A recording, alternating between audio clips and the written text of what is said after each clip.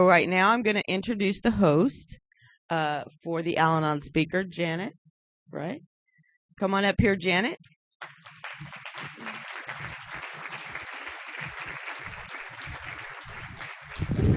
Good morning. Good morning. My name is Janet, and I'm a very blessed Al-Anon member. I've been in Al-Anon since 1984, and it is such a wonderful treat to be here in this conference with people who speak the language that I've learned to speak in the last 20-something years. I picked up Beverly from the airport yesterday, and we started sharing immediately. We know some of the same people from a long, long time ago, so it was kind of nice to be able to recap some of that.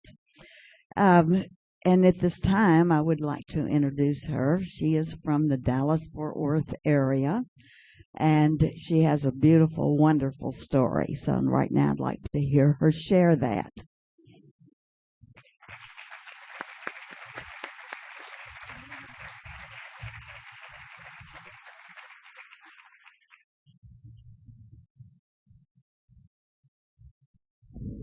Good morning, everybody. My name is Beverly Burnett, and I am a very grateful recovering member of the Al-Anon family group. Is that working okay? It has to be just right, I guess. I am very grateful to be here. Good morning, everybody. I want to especially thank Rosalia for calling me and giving me the opportunity to come this weekend and share with you. And the incredible part about it is that for the past 24 years, my husband and I have had a job in St. Louis on Labor Day, and this was the first year that we haven't been busy. And shortly after we got home, Rosalia called because I'm thinking, Labor Day, what am I going to do over Labor Day? Because it's like I always knew what I was going to do, and gave me the opportunity to be here with you. And I just feel really blessed. There's a lot of people here this weekend that have touched my heart, not just this weekend, but over a very long period of time. And you'll get to hear their messages over the weekend. And they're just wonderful, wonderful people. And it's wonderful to meet Rosalia. Finally, we've emailed and talked on the phone. And Janet and I had a little signal at the airport. She was going to wave a hanky outside of her window, and I told her I had a purple suitcase, of course. I just am in awe of this whole Al-Anon and Alcoholics Anonymous and the steps and the traditions and everything, because when I got here, I've been in Al-Anon since February 9th of 1981. So I've just celebrated 30 years, and I don't know, but when I went for my 20 plus, there wasn't any left. So I'm trying to get over that. But I have been here 30 years, which is a surprise to me, because I really came here with a chip on my shoulder, not understanding the disease of alcoholism, certainly not believing that I was affected by alcoholism, and no intention to stay. My son went in a treatment program in Denton, Texas in February of 81. And I was told to go to Al-Anon, and I came with a chip on my shoulder, and I had intended to stay 28 days, and I'm here 30 years. And I just, I can't even imagine my life without this program. I can't. Not only is it the resource for healing my own self, but it's the resource in having relationships with the people that I love. And to grow in friendships, because I was totally isolated from people when I got here, and it was by choice, because I thought that I had some control over the disease of alcoholism, and I did not. Come to find out. But I'm going to tell you a little bit about me before I start my story, and I have a kind of a unique thing. On 11/11/11, I will be married to the same man for 50 years.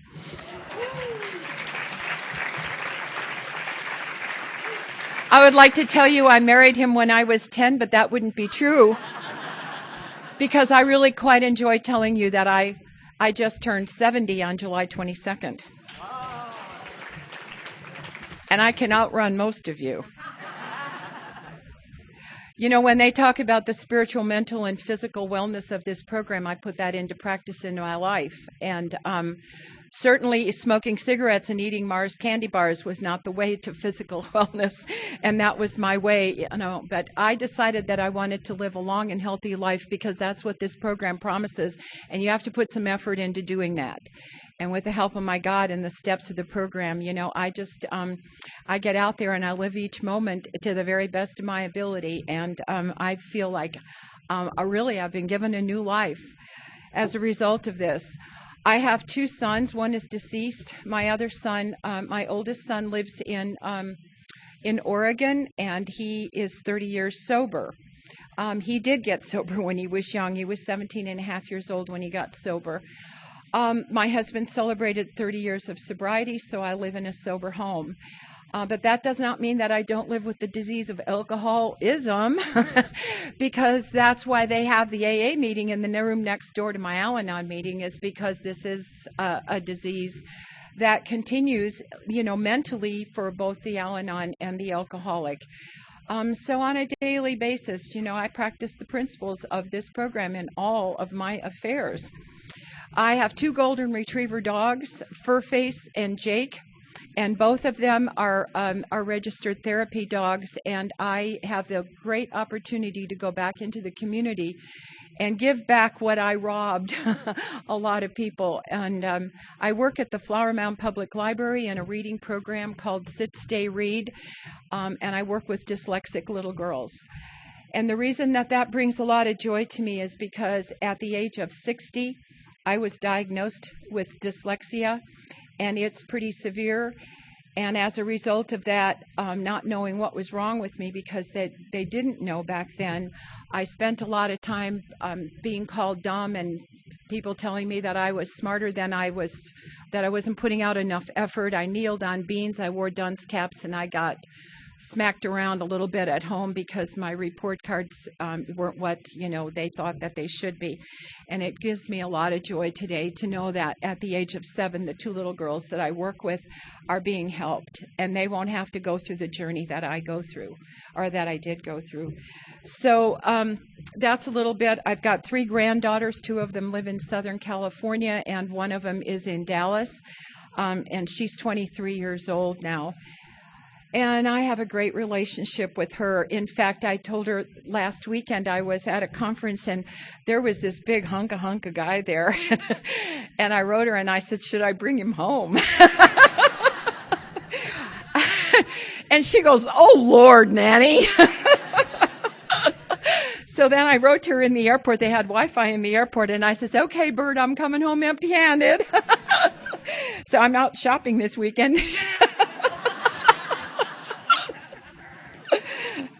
So I got another email from her. She goes, oh, Lord, Nanny, give it up. We have to have fun in our life. That's what this is all about. We are recovering from a seemingly hopeless state of mind and body, and it is not just the alcoholic.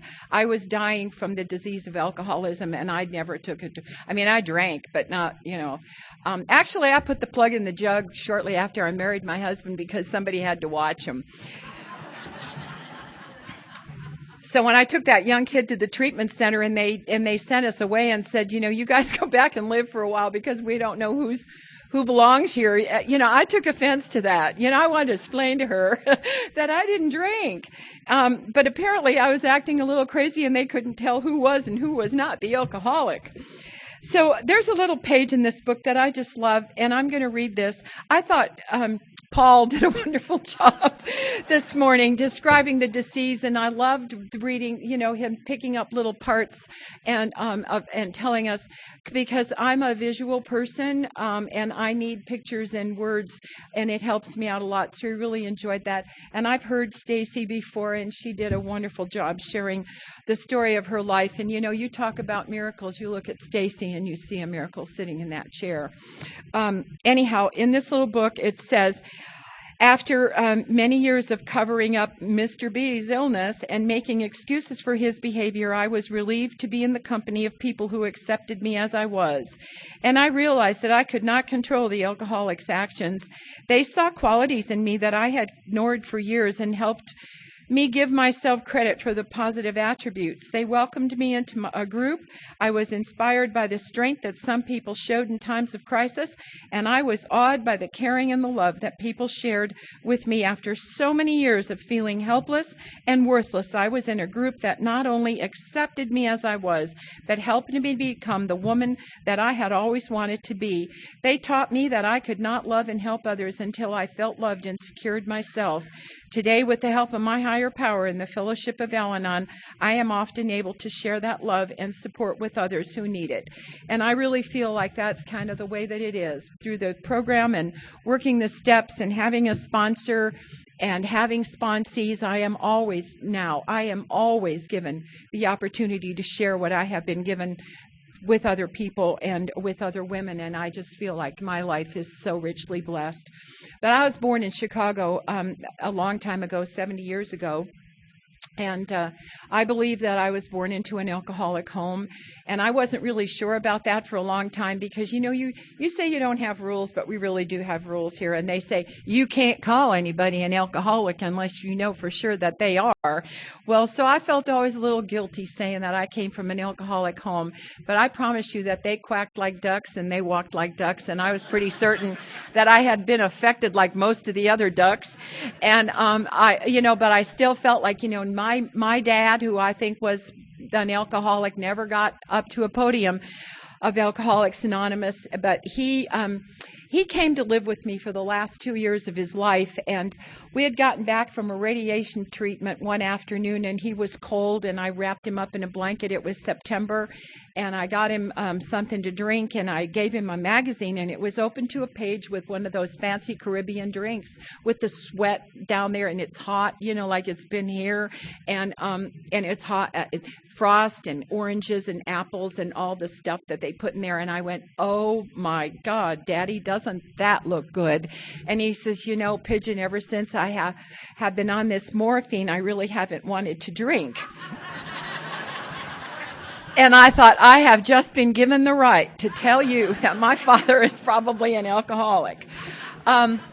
So my dad was a lot of fun. I loved my father. I never could understand my mother's behavior. I thought, there's a little song about her. Every party needs a pooper. That's why we invited her. And I just never understood why she just couldn't let him drink and have fun. And no matter what. And I mean, I was raised in Chicago in a Polish neighborhood. It was all about drinking. I mean, they celebrated everything they could possibly celebrate, including July 8th. Whatever it was, they had galvanized tubs that were always filled with ice and beer.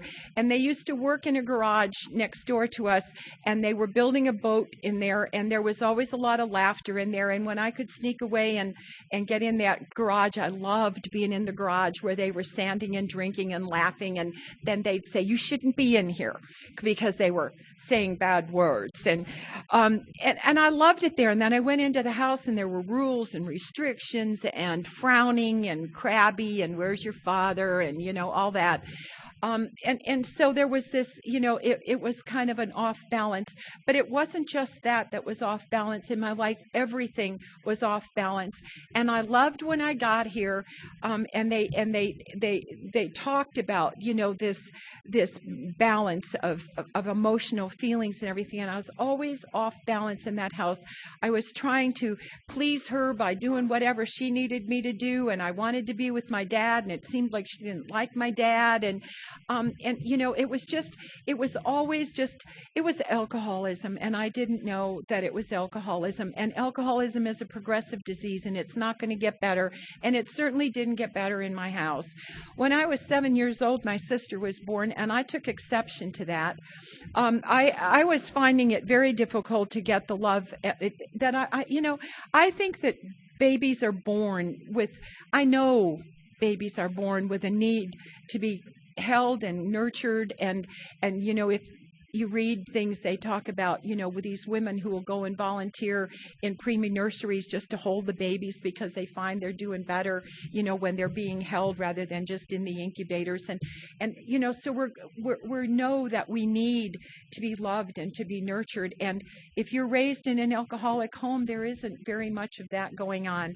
But I did have a grandmother, and she was 4 feet 10 inches high and wide, and she literally made her little dresses out of flour sacks and had a couple of aprons that always had a pin and a needle and thread in it, and she always had not a Kleenex. They didn't have Kleenexes. She just always had a hanky in her pocket, and she was always wiping noses with it. And I often wondered, did she wash her hanky? And I had weird thoughts. Do the nuns have hair? Did my grandmother wash her hanky? I mean, I worried about a lot of stuff. But all that I can tell you is that my grandmother came to live with us when I was, she lived with us for 6 months out of the year, and then she lived with my uncle 6 months because her husband died of alcoholism. And I didn't know that.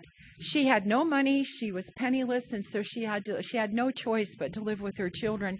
And when my grandmother was living in our home, I was safe from the wrath of my mother. And she protected me from my mother. And because my mom, what I grew to realize after I got into my own recovery program is that my mother was taking out her fears and frustrations on me because I was there. And that's the only reason, is because I was there. So I tried to be a rule follower, see if I could stay out of trouble. And I don't know that I consciously thought that if I followed the rules, that I could make a difference. I was really only following the rules to keep the wrath away. And it was, oftentimes it could be very severe. So my sister was born, and I'm 7, and I'm getting some love from my grandmother, but I saw my sister as a horrible threat. And I knew that intuitively. The minute they brought her home and everybody was fussing over her, I thought to myself, well, any chance for me to get any love around here has just gone out the window. So the only way I know how to respond to that kind of a threat is for the next 20 some odd years, I was an absolute shit to my sister. I don't know how else to say that nice. I did everything that I could to make that little girl's life absolutely miserable. And through it all, at some level, she still thought of her big sister as, the most wonderful person in the world. And probably at some level, she tried to do everything right so I wouldn't torture and torment her. 3 years later, my brother was born, and I didn't take it. That was not a problem for me. My father went to work every day. He brought my mom a paycheck, and the alcoholism progressed.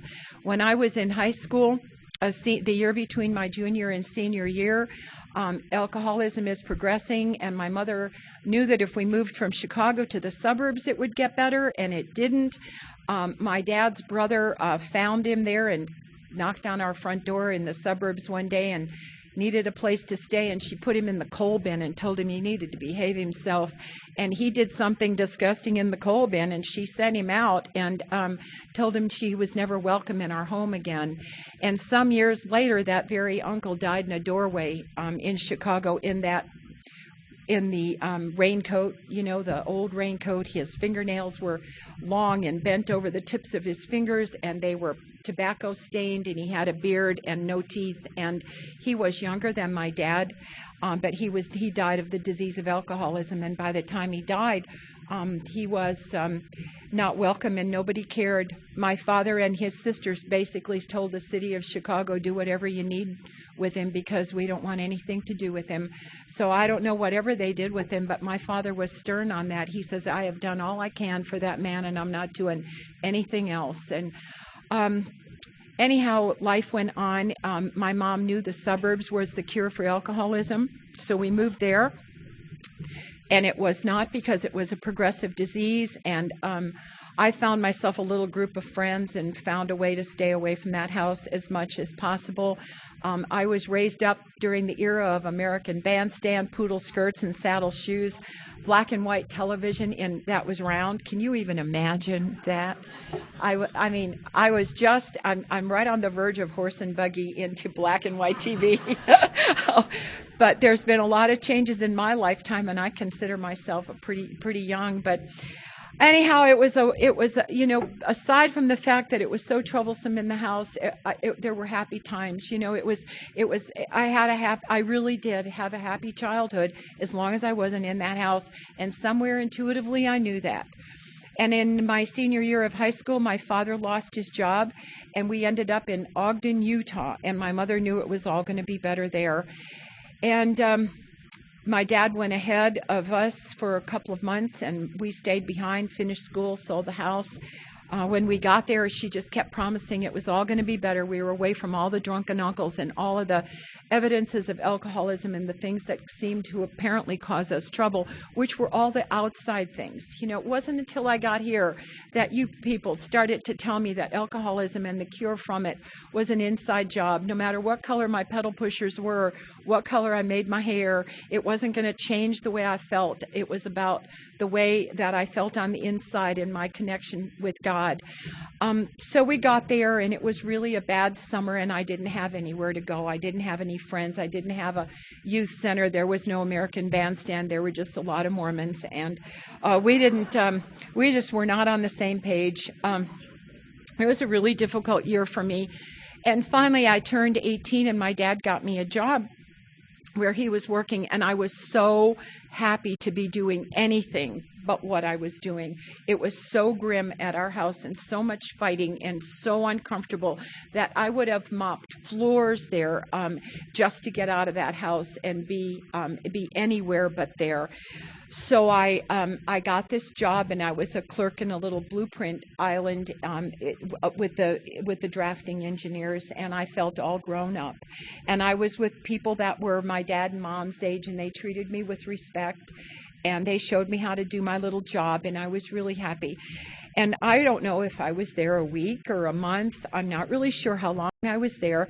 But one day, one of our calculators broke down, and I don't know if you remember them, but they used to be about that big and weigh 250 pounds apiece. And so they had a man that was almost staffed there full time that, had to keep all these things, these monsters going. And one of our calculators in our department broke, and they called George from Frieden. And in comes George from Frieden, and he is, I thought I died and gone to heaven. He had a crew cut and a ducktail, and I had not seen one in a long time. And he had a brush in his suit coat pocket, and as he was walking down the aisle, he had the suitcase, his tool bag in one hand and the brush in the other, and a cigarette hanging out of his mouth. And he's blowing smoke rings and brushing and walking, and I thought, oh my God, that is mine. That is mine. Oh, my values were so low. He had a job. And he smoked cigarettes, and he had a crew cut. What more could you ask for when you're 18 or 19 years old? 18, actually. I was 18 years old. So I found out after he left that he was married. And I didn't see that as an issue because they said we'd all been to George's wedding about 6 months ago, and apparently they are not getting along. And as he was in our department every day or around our department every day, and there was always as the world turns around George. And so when he would leave, I would ask somebody, what's going on with him? And they say, oh, he was sleeping in his office last night. He's got a cot set up there, and his clothes are hanging from a pipe. And I love our literature. And in our new book that comes in a soft cover that we can all afford now, How Al-Anon Works, somewhere around maybe page 32 is a little paragraph in there, and it's called Struggling with Reality. And I have a hard time, not so much today, but the first place I go if I'm afraid or if things aren't going my way is the first place I would go to, a place of fantasy where I could have the outcome come out exactly the way I want it. And I thought I was the only person in the world. In fact, I really didn't know that I spent my life in a fantasy world. And when I read that little paragraph or that chapter in How Al-Anon Works, I thought, oh my God, they're reading my mail. But I lived in a fantasy world because the world that I lived in reality was too painful most of the time. So I would take myself off on imaginary ventures and have the outcome be exactly what I wanted it to be. So as I'm hearing, the first time that he was in the office sleeping in the cot, I had a thought. I could make him happy. And I went off into one of my little fantasies, and probably like we all can do within 20 or 30 seconds, I had us married and living happily ever after. Well, if you're going to marry an alcoholic, there is no happy ever after. I can tell you that right now. You may have a fantasy that there's a happy ever after, but alcoholism is a progressive disease, which I didn't know, and I was confused, I was scared, and I didn't know what I had gotten into. But eventually, there was all this drama going on, and I kept thinking if it was mine, I could make him happy. And I don't have a clue how to make anybody happy because I don't even know how to make myself happy. And I'm learning that in this program, and it's been slow, and it has taken all 12 steps. And today I know what happiness is, and it's not about anything on the outside unless it is a sunrise, unless I can hear the birds sing, unless I can hear the donkey in the field behind my house hee-hawing and the rooster crow in the morning. I can see my dogs, out in the sun, and in the morning we go out in the yard and they both lay there and cross their paws and they face south. I don't know what the deal is, but they do that, and I look at them and they've got these beautiful eyes. That's happy for me today. But those are values that I didn't have back when I first got here. It was money, property, and prestige, and I did not come from wealth, I can tell you that. But I just knew that if I had it, it would all be better. So anyhow, I had this fantasy thought, and one day this guy comes into the department, and he came behind my little place, and he brushed up against my ear, and he said, I am officially separated from my wife, and I would like to take you out on a date on Friday. And, they didn't do yes back then, but that's what I was doing. But I said, oh, that would be so nice. So I take him home and get to the front door, introduce him to my mom, and I introduced him to my dad. And I really do know that alcoholics kind of know each other. I don't know if there's an invisible little stamp or something. You know that, don't you? Anyhow, there's a little invisible stamp or whatever. But I could feel my father's arms say, come with me. And they go into the kitchen, and by the time we go out on this date, my dad has made my date half drunk. We went out on a date and spent his whole paycheck, probably all $89 of it. But he did have an Oldsmobile convertible. And I thought we had a great time. He drank more. He was totally drunk by the time we got home, and I was comfortable because that was all I knew. It was all I knew. That's the way the people in my life, from the day I was born until that very minute, that is what they did. And the drunker he got, the more comfortable I was, because I knew how to live like that. I don't know. You had to teach me how to live in peace and how to live not in the chaos of every day having a drama. So we get to my front door, and I just knew if he would kiss me goodnight, he would mind. It was just all mine. Well, I have come to realize, because I've been to a lot of open meetings of Alcoholics Anonymous, that a lot of you drove like this. Well, I'm here to tell you, in the dark, and you're drunk, you have to kiss like that. And I think he had to figure out which one was really me, and he missed. And he slammed into the doorbell and got her out of bed. And he got in that Oldsmobile convertible, and you could just see a blur of taillights going down 3rd Street. And I thought, well, that's the end of him. But I'm here. I got a little secret. You cannot get rid of them. They don't go anywhere. Once you got them and you love them, you've got them forever. They're yours. But I put in a lot of time and effort and tears and begging and pleading and everything that was totally unnecessary, because he was there to stay. Reflecting on my upcoming anniversary.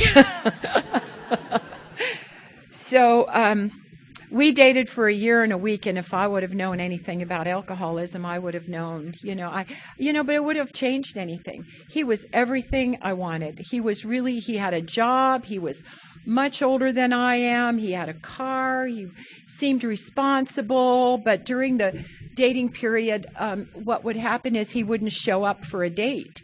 Now, I didn't know that once that man went to the keg, there was a classy joint out in the boondocks in Ogden that was an old army barracks. But I didn't know that once he went to the keg and he took a drink, then the drink took a drink and the drink took a man, and he lost his ability to choose. And it mattered not how much he loved me or how much he cared about me or how much he really wanted to pick me up at 7 o'clock. He had a disease called alcoholism, which I didn't know back then. And I took it real personal. And I started to change things on the outside. And I'd think, well, it's got to be my mother. Maybe we don't live in the right neighborhood.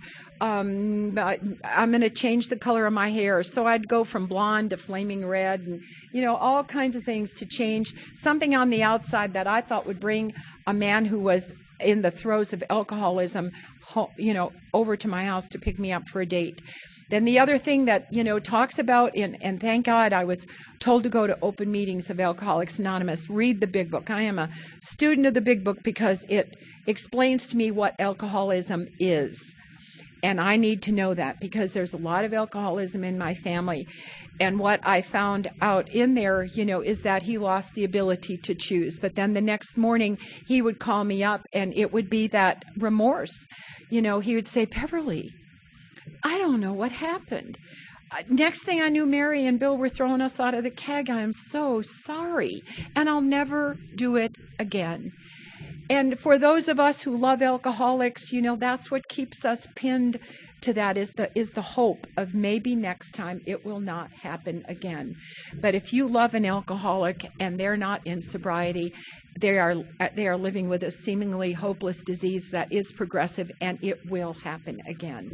And what happened every time it happened again is that I got sicker, and I would concoct some new idea and some new theory and some new hair color or new clothes that I thought was the cure for what I didn't know was alcoholism. And that's the way it went for a year and a month. He missed dates, and I just tried to change something about, and just be nice, be really nice, do everything he wanted to do. I ran after cars. I did a lot of stuff. Anyhow, we ended up getting married in my basement because when I went to the church of my childhood, I had actually gone. My family did not go to church, and my aunt took me to church when I was 4, and I went through all of the process of that religion on my own. And when I went to that church and asked if I could be married, I knew it was going to have to be behind the altar, and, there was a lot of rules, and I knew all that stuff, and I was willing to do all that. But when they found out that he had been married before in another church, it was not acceptable, and I was sent home, and I threw away the God of my understanding and church, and everything that had to do with religion went out the door that day, and we got married in the basement by a justice of the peace.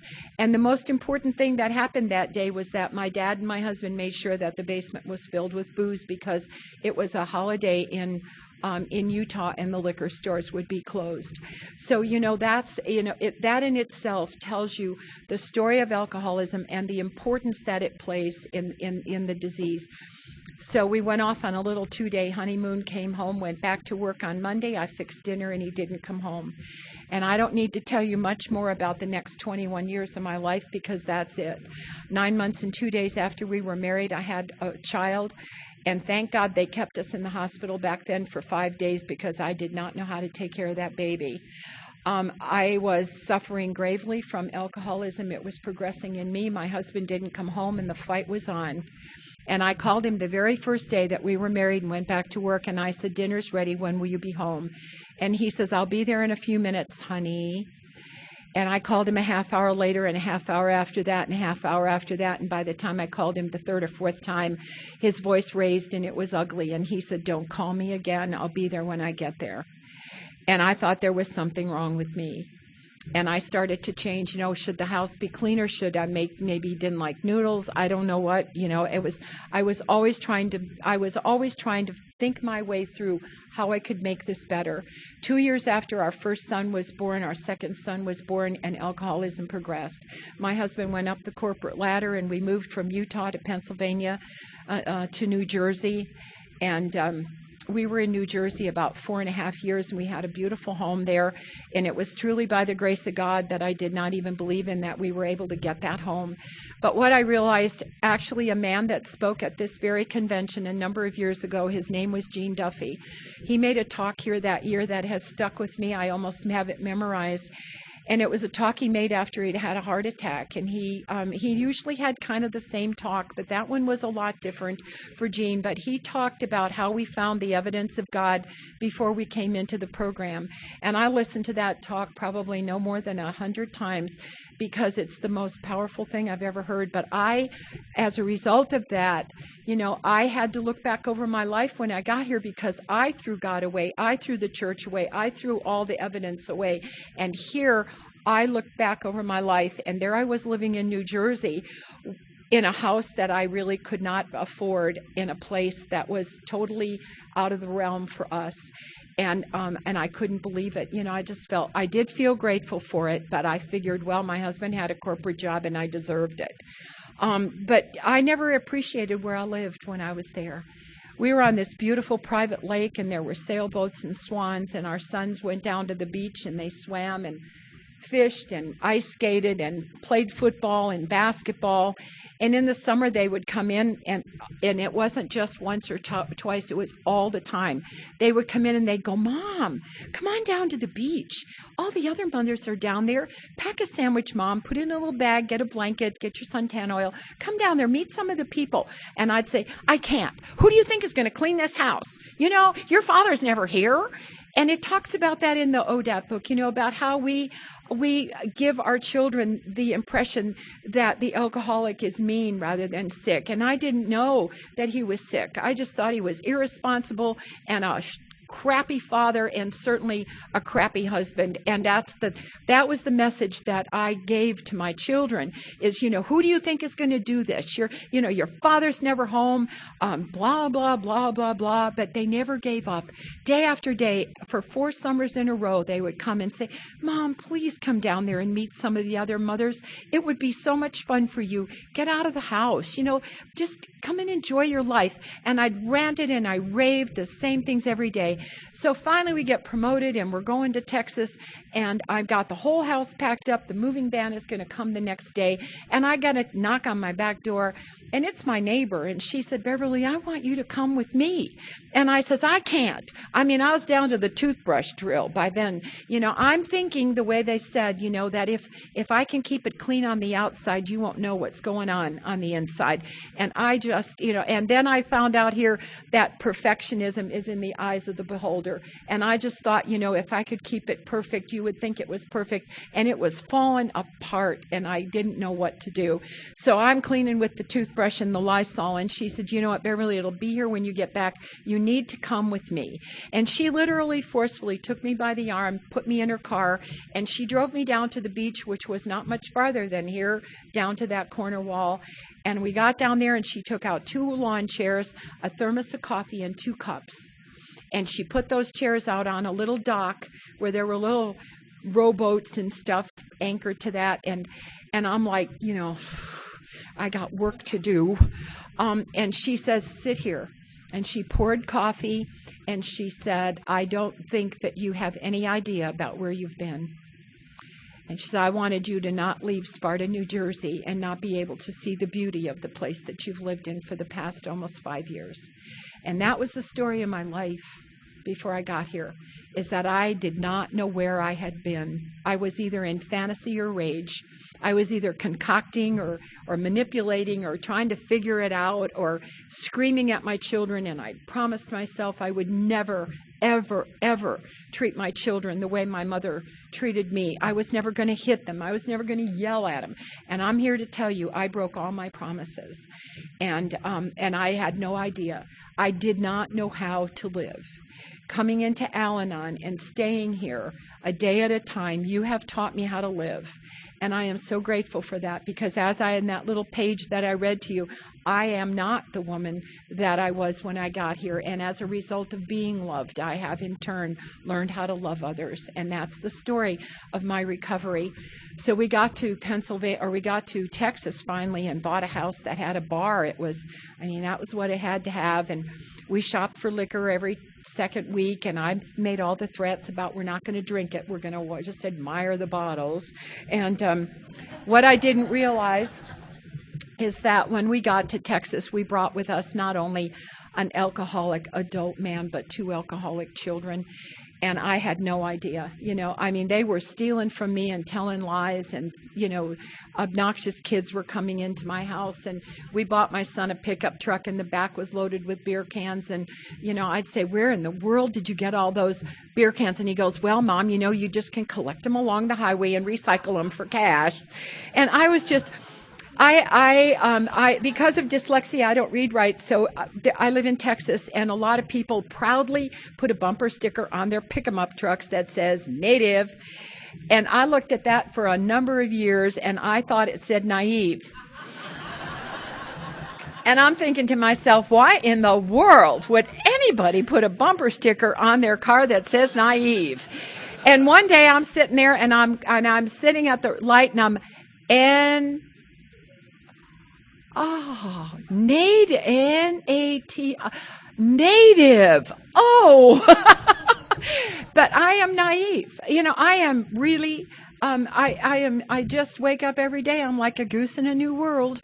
The only thing different about me today is that I don't wake up with yesterday's resentments, and that's where the freedom in this recovery program comes from. But I go to bed and say my prayers at night and do my prayer and meditation at great length in the morning and do all the things I'm supposed to do. And I really wake up every day in a really peaceful frame of mind. Now, that doesn't mean I'm going to stay there. Some days life just happens, and I have feelings. I'm a human being, but I also have a program that I know how to get over that. So life went on, and a lot was going on in my house, a lot of thievery and a lot of stuff, and a lot of screaming and a lot of yelling and a lot of vacuuming and a lot of raking and mowing and painting and everything, trying to fix it up all on the inside so that you won't notice what's going on there. And what I finally realized is that one day, as he has with all of us, God came and got me personally. And he did that through a coworker named Margaret, and I worked with her at the bank. And Margaret came to work after she had been absent for about 3 days, and I says, where have you been? And she said, I'll tell you about it at lunch. And so at lunch, I asked her some questions, and she gave me some answers, and her son had been in intensive care in the Lewisville Memorial Hospital that weekend, and he was dying from alcoholism. And as she was telling me about him, she said they got him to a place where he was stabilized, and they shipped him over to a place in Denton called Westgate. And I can swear to you today that she said, and he has alcoholism and a drug addiction, and when he's out of there in 28 days, he's going to be okay. That's what I heard her say. But I talked to her for a few minutes about what happened, what kind of things happen when your child is an alcoholic. And Margaret was telling me some of those things. And for just a moment, that little, it was a concrete barrier, it wasn't a wall of denial about the reality of my life, opened up, and I could see the pills in the washing machine and the beer cans in the pickup truck. You aren't going to believe this, but I grew 10 pots of marijuana in my bedroom because they told me it was a mystery seed project.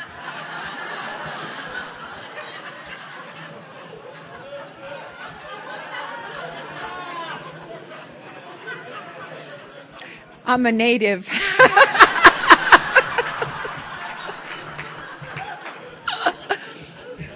When those things got harvested, I thought the cats ate it, and I had to go explain the project to the school teacher. But it was 7:00 on a Friday night, and I had that moment where it says, you can maybe do that on Monday.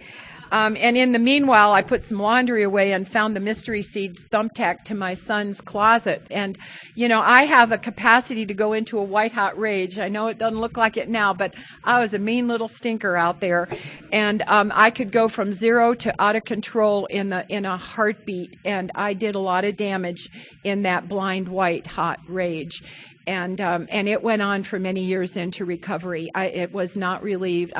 It was gone finally in 2002.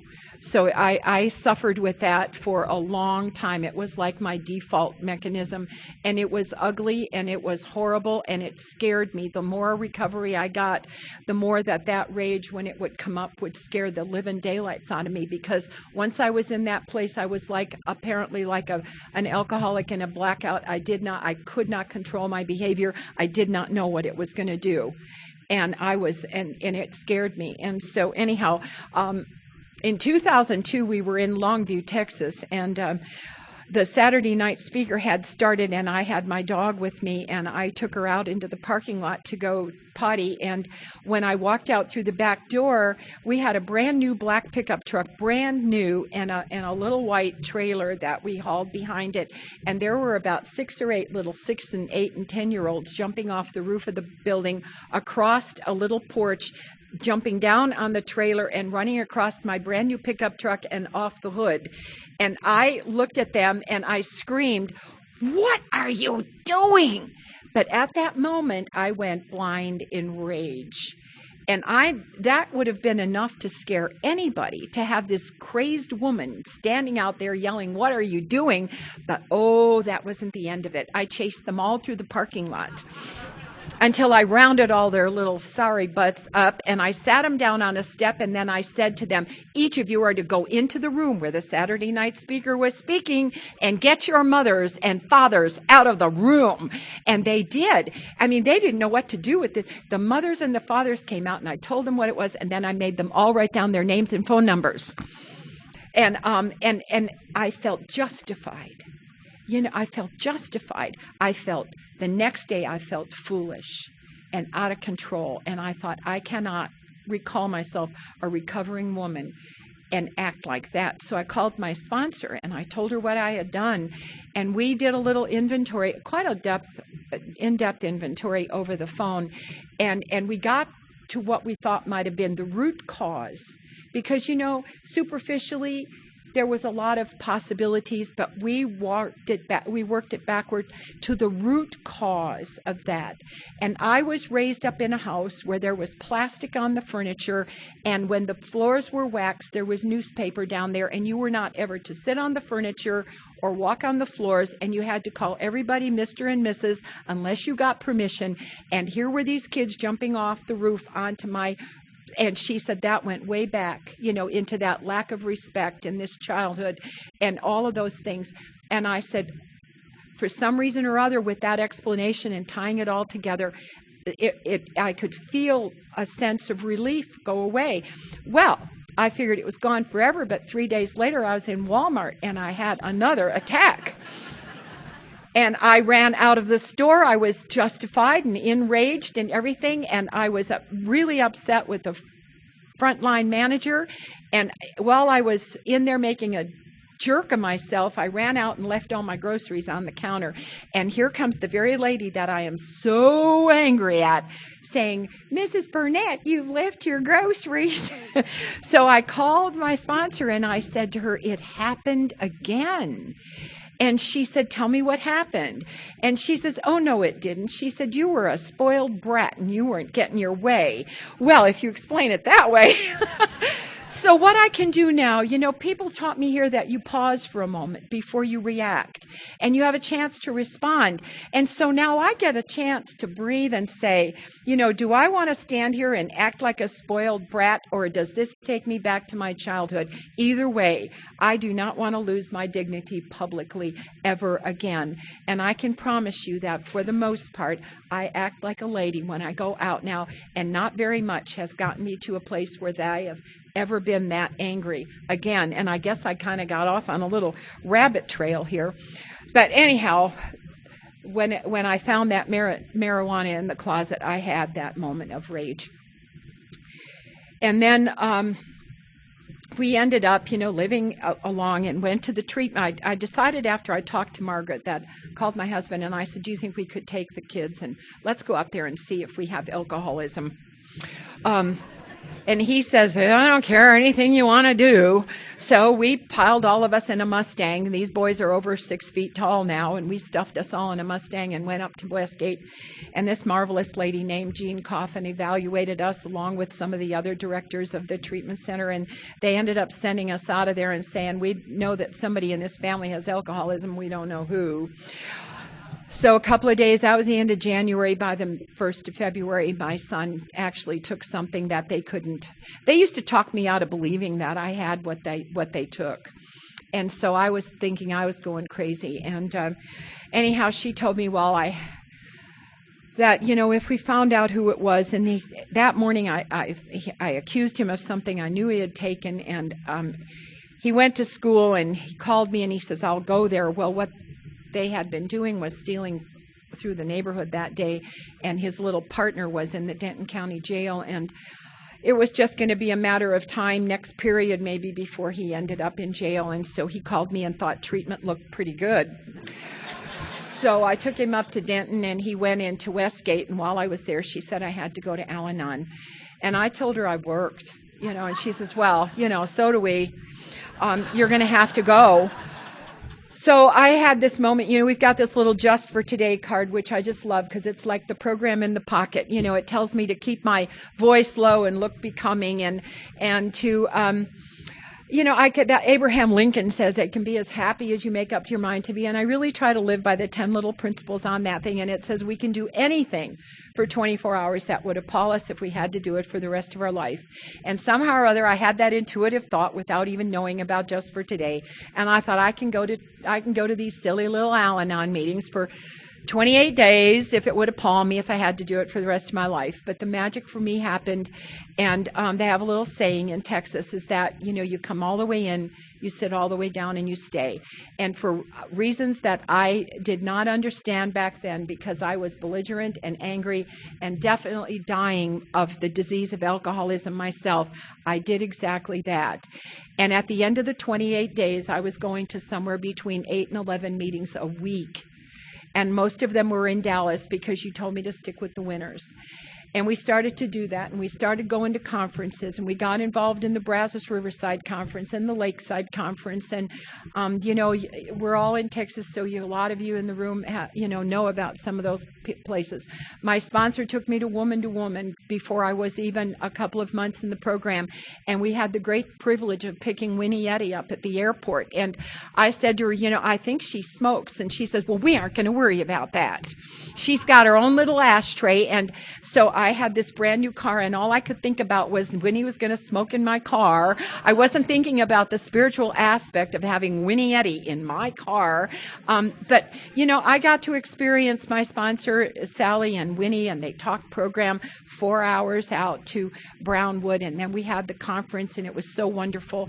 And I was so intimidated by having to share a room with 20 other women. I mean, it was so overwhelming to me, and I had my little sleeping bag and my little pillow, and I thought, well, I'll just set an alarm clock and I'll get in there and use the joint showers before everybody else gets up, because I thought I had something you all didn't have. But what I realized today is, we all have hail damage, and we all pretty much look the same. But back then, it was really scary for me to be in a room full of women, because women were scary. They were the enemy as far as I was concerned. But I learned so much from those women over the next. I got to go to that conference for 14 years until my husband and I ended up with a commitment in Longview on that same weekend. And I got to be there for 14 years and sleep in those beds. And I changed from a gal who was really, really scared of being there with all those women to a woman who couldn't. I staked out my bed, and by God, you better not take my bed. It was that one in the corner. That's mine. But the first time I went, that alarm clock, that'll just get those old timers all revved up. They start screaming in the dark, who's got the alarm clock? So don't do that, Don't do that. So But I learned how to be a lady in the bathrooms, of women's conferences. I learned about eye makeup and underwear. I didn't know about any of those things. You taught me about cotton pajamas and how wonderful they feel. And it was all about cheap, get it for $1 and, make it do. And I found out that, you buy yourself special little things. They had wonderful smelling colognes, and I bought some. I mean, some of these things did not make Mr. B happy. It was, that I was, but on the other hand, it does make him happy. It does make him happy. He loves seeing the woman that I have turned out to be. He thinks that I'm 50 years. He thinks I'm pretty special, and I think he is too. But we went on, got in this program. The young guy didn't stay sober. We put him back in a second treatment center. He didn't stay sober after that. And we finally ended up, because I had understood about alcoholism, and my older son's sponsor was talking about my home being a privilege, and that we didn't have to have active alcoholism in a home that was a privilege. And as a result of that, I was able to go home after I talked to some people at an AA meeting and put that young boy out and tell him that he couldn't live with us anymore until he was sober. And as a result of that, he left our home at 17 and a half years old, and he never came back and lived with us again. But that is also at the point when I went from being in the fellowship to actually being in the program of Al-Anon and applying all the steps and traditions into my life. And I found out that, there is not just the steps. I work the traditions and apply the traditions to my everyday living as much as I do the steps to my everyday living. And as time has gone on, there's been a lot of difficult things that I've had to walk through. But the most difficult, it started out with putting that boy out and then realizing that I was truly powerless over the alcoholic and that I couldn't control it, I couldn't cure it, and I certainly didn't cause it. And I was happy to know that. It was a relief to know that whatever happened to my son, it wasn't because I didn't know how to be a good mother and I didn't read him nursery rhymes or any of that. He was an alcoholic because that's what he was. And that my only responsibility was to be the best member of Al-Anon that I could be, to learn how to detach with love and to take responsibility for myself and not create an environment in which in any way I would create the possibility that with doing something what I thought was kind, because I don't know what's kind, that I could kill my son. And so he lived out there in places that, no mother ever wants to see her son go. But my program grew as a result of that. And I learned how to offer him up to God. I first of all had to find God. I did not even know where to look for God because I had turned my back and I didn't know, if I look back at it now, the foundation that I built was the fact, the beautiful home in New Jersey, the fact that Margaret came to the lunchroom that day and she told me about this treatment center, and the treatment center told me about Al-Anon, and for reasons that I can't explain, I knew, as it says in our ODAT book, that somewhere down deep inside I knew I was home. I knew those things, and so that was my evidence of God, is that I was doing things and taking actions that I didn't even know where they came from, and yet somehow physically I thought I had to find God. I didn't know. They say in here, God's not lost. I was the one that was lost. And so I had to just slowly come to believe. And finally, one day, a little miracle happened. I lost a check, and one of the employees of my bank found the check, and it was signed but not made out to anybody. And when Gracie called me and she told me that she had found my check, I said to her, "Oh my God, I was going to put a stop payment on it tomorrow morning." And she says, "I cannot believe we have somebody this dumb working at our bank. How in the world did you lose that?" And that check was upside down in a Walmart store, and this was 30 years ago when they didn't have the printing on the back of the check. It was just a plain white piece of paper. And Gracie filed checks for a living, where they used to actually physically sit there and match signatures, and she knew that that was the shape of a check, and she picked it up. And I remember sliding down my cabinet that day and sitting in the middle of my kitchen floor and bursting into tears and coming to a place where I knew that I was God's favorite child. that I had not been abandoned, that my miracle of that check was as big as anything that I had ever heard. And it was a beginning for me. And by God, I needed it, because huge things were going to come into my life. But it was my beginning to believe in a power greater than myself. And it did restore me. It began to restore me to sanity. As time went on, our oldest son stayed sober. He had a sponsor who told me that I needed a sponsor, and he assigned me to a lady, and I used her for a while, and then I've had another sponsor, and I am one of those people that have not had the same sponsor for 30 years. I have moved along, and it's not because of any kinds of judgment or because I'm taking the easier, softer way. In fact, for me, I want the very best, and I have kept moving along and finding people that I thought had more and more and more that they could offer me. And I have been the one that's been able to grow from the experiences of the women that I have allowed into my life, at a very deep and real level. And so my program went on. The young guy got married in 1988. They had a baby. That's my Sarah that I'm looking for a spouse for. And I learned how to detach with love. I learned how not to enable the disease of alcoholism, and that sometimes makes people in the throes of alcoholism and drug addiction really angry at you, and they retaliate by withdrawing and withholding your grandchild. And that's what happened to me. But I was told to keep moving forward, to keep it being the best member of Al-Anon that I could be, to continue to work my program. And as a result of that, things got better eventually. But shortly after my granddaughter was born, my son was sick and diagnosed in 1988 in October in full-blown AIDS. And it was during the time that I had my dad who was dying of cancer. And then I found out that I was going to have to put my dog to sleep. She was 15 years old and had hip dysplasia. And I called my sponsor and I said, this is too much. There is no God. And she told me to write the evidence of God on my journal page, and I still do that today. I still write down where I see the evidence of God in my life. My father died in 1990. Shortly after that, Scott and my daughter-in-law came back from Fort Lauderdale, Florida, and they stayed with us for 3 weeks till they got an apartment. And by the time she left, she told me she loved me, and she was the one who withheld my granddaughter from me. And as a result of that, after my son died in February of '93. My daughter-in-law and my granddaughter came and had dinner with us every single Tuesday night for 11 years. 11 years. And it was not that I threw a hot dog at them.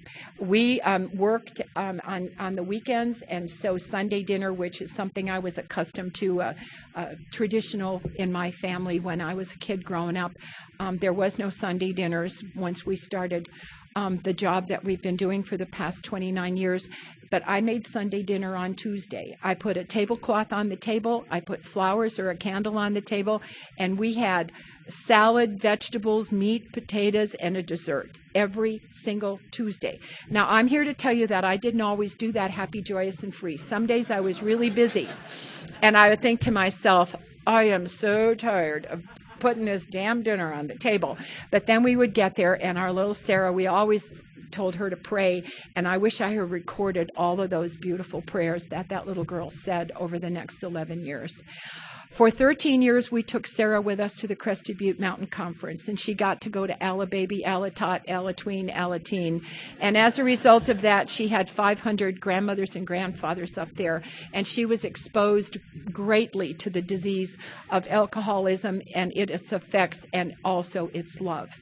And she would try to get away with something in Crested Butte, and they'd say, Sarah, we're going to tell your grandmother. And one day she came up to me and she says, you know what? It's no fun having you and Papa here, because she says, I can't get away with anything. She says, everybody's always telling me I'm going to tell your grandmother. So couple of years ago, Sarah had 4 of her wisdom teeth pulled, and they gave her some high-powered drugs, and she had an adverse reaction to the drugs that she was given. And she said to me, "Nanny, do you think maybe I have alcoholism?" And I said, "You know what? I don't know whether you do or don't, but all I know about alcoholics is that they have an adverse reaction to alcohol and drugs." And I said, "You're the only one who can evaluate that." And I thought to myself, if it hadn't been for the exposure that she had to the Al-Anon, Alateen, Alcoholics Anonymous, she would not have known what had happened to her that day and been able to even express the possibility that something had happened to her when she took those drugs. She knew she had gotten mean to her mom. She knew that her whole behavior changed, and she says, "I don't think I'm going to do that." Now, I don't ask questions today. I don't know whether she drinks or don't drink, but the fact is she knows where to go if alcoholism becomes a problem for her. So, there was a long period of grief that my husband and I had to go through after we lost our son, and it caused us it caused us more trouble in recovery than it did during active alcoholism. And grief is a stinker to get through. It creates, for me, I went into a lot of fantasy places, anything to get out of the reality, and it took me 5 years to really get to a place where I can tell you that if I looked at a tie-dyed shirt, or I saw a fish aquarium, or I saw somebody with a long hair and a ponytail, that I didn't burst into tears. And I was in a conference one day, and a man from this area was speaking, and he ended up reciting the words to a song, "What a Difference You've Made in My Life." And that was the song that we sang, that we had a vocalist sing at Scott's memorial service.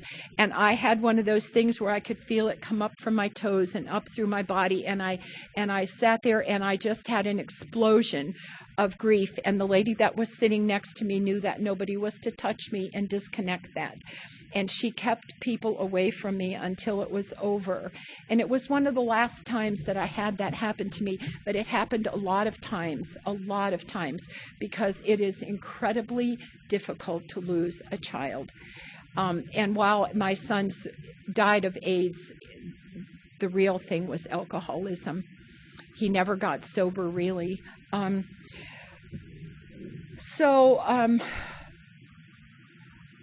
Because I lost my son, in the big book it says that our dark past becomes our greatest asset. And I have been able to have the privilege of talking to hundreds of people about grief from my own personal experience. Every grief book that's ever been written has only somebody's personal experience with grief. There have been a lot of other things. I sponsor a gal in Seattle, and her son moved down to Las Vegas, and as a result of the progression of his illness, ended up in the jail for an extended period of time. He's still there. One day my sponsee was telling me about this man named Joe who goes into the prison, and he talks to the inmates, and I think they call them life coaches. I'm not really sure, but they talk to these inmates about a better way of living and a spiritual contact with God, and talk about anger and all this. And my sponsee kept mentioning this guy and saying, "He's just helping my son so much."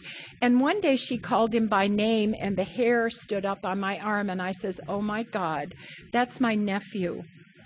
And I didn't realize, my brother's only daughter married a man who lived in Las Vegas, and he's a psychologist in a high school, and in his off hours he goes into the prison, and it's his work to try to help these people restore their lives. And it's just been you talk about the full circles and the evidence of God in our life. I could stand up here for another hour and tell you about more and more of those things, but the fact of the matter is that today I have a God of my understanding. I am convinced I am his favorite child. I am willing to do whatever it is that God wants me to do. I wake up every morning, like I told you, a goose in a new world, and I just wait for my marching orders. I get up, I spend 30 minutes in prayer and meditation, I walk my dogs, and I come back and write in my journal and read my stuff, and then go on about my day. And some days are better than others. You know, some days are just better than others. As we grow older, we are faced now with some medical challenges, not for me, but for my husband. And I get to apply the principles and the steps of this program all over again as if I was a newcomer. And it's so there is always reason for us to continue our spiritual journey, to grow spiritually. And as some days I complain about my husband's illness and I call my sponsor, she says, "Oh, I just want you to praise God and tell him, oh God, thank you so much for this opportunity to grow spiritually." And I think that I have dialed the wrong number. But what I am here to tell you is that I am grateful for the opportunities to grow spiritually. My life has been blessed beyond my wildest dreams. When I turned 70, my husband took me to Crested Butte, Colorado, because I haven't been able to go there for a couple of years because we had to give up our position up there. And he took me to a place that he should not have been, so that I would have the birthday present that I wanted. And you know what? That's what love is all about. You know, love is an action here. And I was so grateful for the 2 days that I got to spend up in that beautiful, beautiful place. And I am grateful for my recovery program. I'm grateful for you and the opportunity to be able to share my dark past, which has become my greatest asset. Thank you.